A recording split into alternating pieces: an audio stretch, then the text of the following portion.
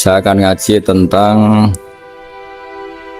betapa mudahnya berbuat baik dan betapa mudahnya bersosialisasi yang jadi kebutuhan sosial masyarakat. Kemudian di saat yang sama sebagai kebaikan menurut Islam.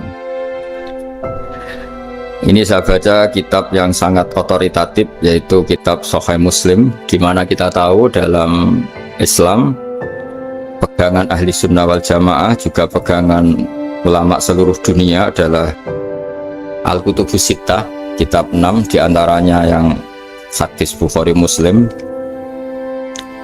Di sini ketika Nabi ditanya tentang beberapa kebaikan, yaitu dari pertanyaan ayul a'mali afdol, amal apa yang terbaik, di antaranya Nabi menyebut sekian: iman billah, iman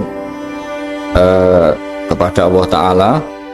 Kemudian ini yang penting dilakukan semua pemimpin, oleh bupati, oleh wakil bupati, oleh seluruh pemimpin, baik struktural maupun kultural, maupun pemimpin kecil, yaitu di keluarga. Yaitu Nabi ngendikan di antara misi Islam adalah memerdekakan budak. Kemudian ada yang lagi tanya lagi, fa'illam af'al, lalu dari sekian kebaikan yang butuh biaya itu saya tidak mampu melakukan ya Rasulullah. Kalau nyumbang masjid saya tidak mampu, kalau berbuat bikin fasilitas umum saya tidak mampu. Ada yang sekian pertanyaan dari sahabat, kalau misalnya kebaikan yang butuh biaya kami tidak mampu, termasuk di sini disebutkan kemampuan berhaji, kemampuan zakat, kemampuan sedekah. Kalau semua itu kami tidak mampu ya Rasulullah. Kata Nabi, tu'inu shani'an aw tasna'u li akhirat. Ini di Sahih Muslim di bab iman dengan judul Babu bayani kaunil iman billah afdalal a'mal. Kalau saya tidak mampu semua melakukan itu ya Rasulullah, yaitu melakukan kebaikan yang butuh biaya, kayak bangun masjid, bangun jalan, bangun fasilitas-fasilitas publik. Tu'inu shani'an aw tasna'u li akhirat. Tu'inu nulungi sira shani'an ing wong sing ahli sunnah, ahli kreatif, atau ahli, kalau orang sekarang itu bilang dia pekerja rumahan atau production house atau apa saja. Aw tasna'u li akhirat, atau kamu membantu orang yang tidak punya pekerjaan. Terus sahabat masih tanya, aro'aita indo'iftu an ba'dil amal, kalau semua kebaikan aktif saya tidak mampu melakukan ya Rasulullah, kebaikan menolong orang lain, kebaikan yang bersifat aktif. Jawabnya Nabi, dan ini pegangan saya, pegangan kita semua, panduan dari Rasulullah SAW. Nabi ngendikan, takufu syarroka anin nas fa innaha sodakotun minka ala nafsik. Ya, saya ulang lagi, takufu syarroka anin nas fa innaha sodakotun minka ala nafsik. Kamu dalam berislam cukup menjaga supaya kejelekan kamu tidak punya imbas pada orang lain. Ya, ini penting dalam Islam. Jadi kalau tidak bisa berbuat baik, potensi keburukan kita jangan sampai menimpa orang lain.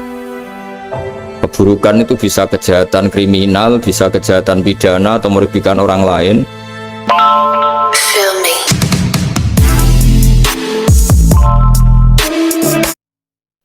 Atau kejahatan yang tidak sampai kriminal tapi mengganggu orang lain. Misalnya contoh gampang ini, saya sumpek-sumpeknya sendiri ingin jalan-jalan, main di teman yang di jam kerja. Ini kan sumpek-sumpeknya saya sendiri ingin hiburan, terus wisata atau dolan ke teman yang sebetulnya saat itu dia mungkin ngaji atau kerja atau harus memenuhi kewajiban cari nafkah. Gara-gara nemuin saya akhirnya dia dikomplain sama majikannya, atau gara-gara nemuin saya dia akhirnya tidak ngaji sama santrinya, atau gara-gara nemuin saya dia terganggu aktivitasnya. Itu juga tidak boleh, karena berarti keburukan kita punya akibat pada orang lain. Jadi kaidah dalam Islam itu kalau tidak berbuat baik, potensi keburukan kita ini jangan sampai menimpa orang lain. Sehingga di sini Islam menyarankan uzlah. Uzlah itu nyepi. Jadi misalnya kita baru penat, baru bawaannya itu emosi, baru gak suka kumpul orang, itu ya sebaiknya jangan jalan-jalan, karena diantara kebaikan Islam itu tabassum, senyum, atau talqatu wajhin, ceria. Tapi karena kita mungkin jatuh kredit, jatuh hutang, atau punya masalah keluarga, sehingga bawaan kita itu emosi. Nah, dalam seperti ini sebaiknya uzlah, menutup diri.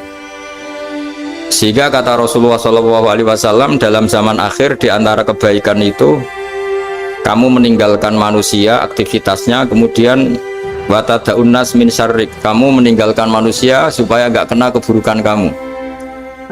Jadi ada momen, ada saat dimana kita mungkin kalau ketemu orang itu bawaannya ingin sengak, ingin ngomong yang nggak enak, atau kita baru penat, itu sebaiknya uzlah saja, mengurung diri di kamar atau isolasi sendiri, karena bawaannya baru emosi.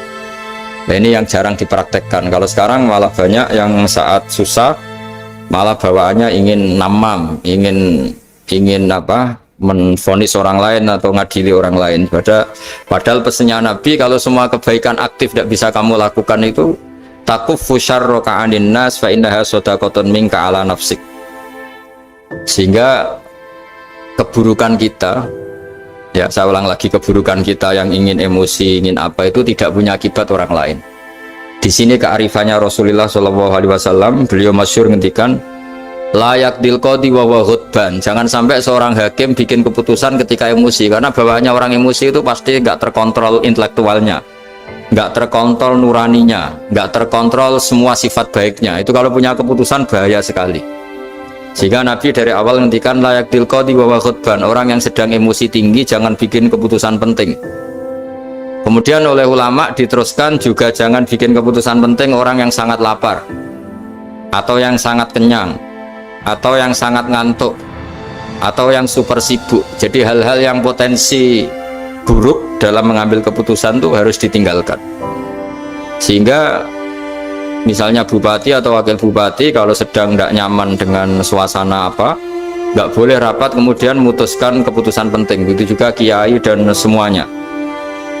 Nah, ini yang supaya otoritatif. Kenapa saya bawa kitab itu logikanya jelas ya. Kita sebagai dai, sebagai ustadz, atau sebagai mubalek, atau sebagai siapa saja, yang ingin kita wariskan ke umat Rasulullah adalah dawuh-dawuhnya Nabi. Dan kalau kita ngaji tidak pakai kitab, itu sebenarnya umat kita jejali dengan pikiran kita, dengan ide kita. Jangan-jangan ide kita, pikiran kita ini tidak mewarisi pikiran Islam, tapi pikiran kita atau emosi kita. Tapi kalau kita baca kitab, artinya umat ini berhak mendapat apa yang diteladankan dan disabdakan oleh Rasulullah SAW.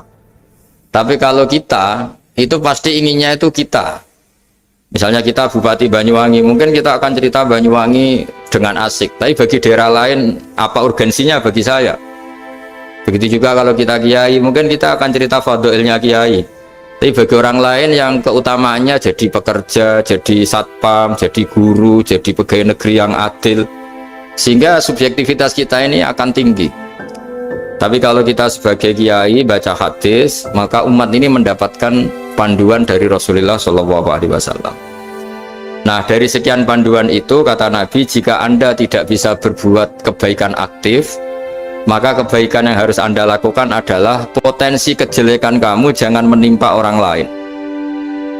Makanya saya berkali-kali bilang, saya ini termasuk kiai yang jarang main ke alumni, karena tadi kadang-kadang alumni itu sudah mau kerja di tempat kerjanya atau mau janjian nganter anaknya sekolah, gara-gara ada saya mungkin semua itu dibatalkan.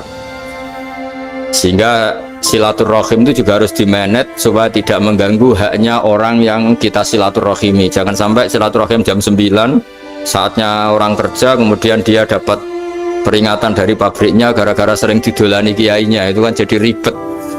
Atau kiai karena sering didolani terus tidak ngaji, metu tamu terus, itu kan jadi ribet.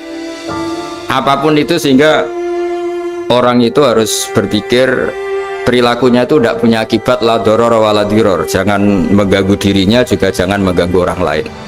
Ini oleh Nabi disebut takuffu syarraka 'anin nas fa innaha shadaqatun minka 'ala nafsik.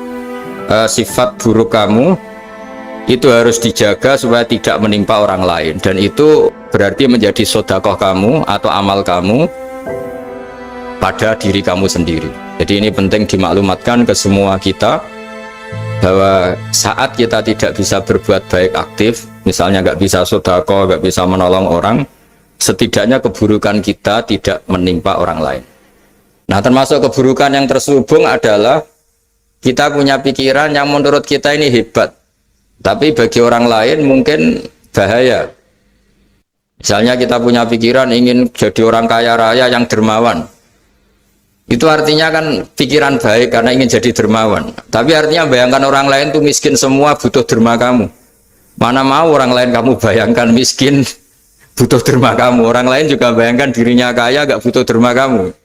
Itu namanya kebaikan yang subjektif. Kamu ingin jadi kiai yang ngajarin orang banyak. Oke, itu baik. Tapi kan berarti kamu bayangkan orang lain gak bisa ngaji, terus kamu saja yang bisa ngaji, sehingga kamu yang ngajarin.